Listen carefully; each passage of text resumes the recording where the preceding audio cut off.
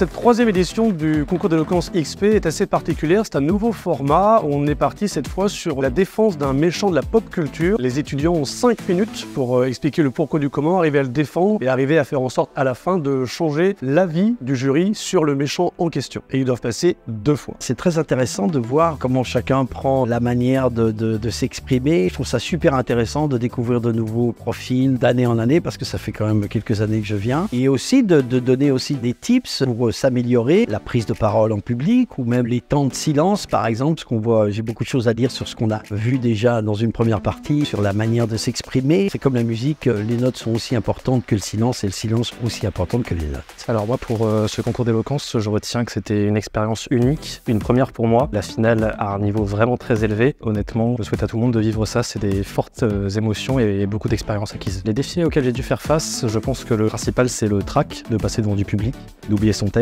puisqu'on a eu beaucoup de temps de préparation. Arrivé le jour J, il faut pas se tromper. C'est-à-dire que pour moi, un avocat, c'est quelqu'un qui va parler, même pour défendre un méchant, qui va avoir des rythmiques et des moments d'arrêt. Oui, je voulais vous le dire, mesdames et messieurs, je défends un méchant, oui, c'est vrai. Alors, etc., etc. Le principal défi auquel j'ai fait face, c'était clairement l'écriture des textes. Je voulais aller dans quelque chose d'original. C'était vraiment mon mentorat, donc beaucoup de travail sur le papier et beaucoup de répétitions forcément. La compétence que je recherche, moi personnellement, en tant que Pierre Garrigue, Page, comédien, je cherche de l'éloquence, mais au travers des gestes, au travers du corps, au travers d'une expression théâtrale presque, qui prend mouvement totalement dans l'espace et qui va me capter. Du coup aujourd'hui j'ai présenté la Team Rocket en m'inspirant de J'accuse de Zola, donc en plaidoirie réellement d'avocat, et Thanos qui va arriver pareil en incarnant réellement le rôle d'un avocat dans l'univers de Thanos et dans l'univers du coup de la Team Rocket en plaidoirie pure. Les défis en général, ça a plus été sur trouver des temps de préparation, se renseigner sur les persos et construire une défense qui soit cohérente.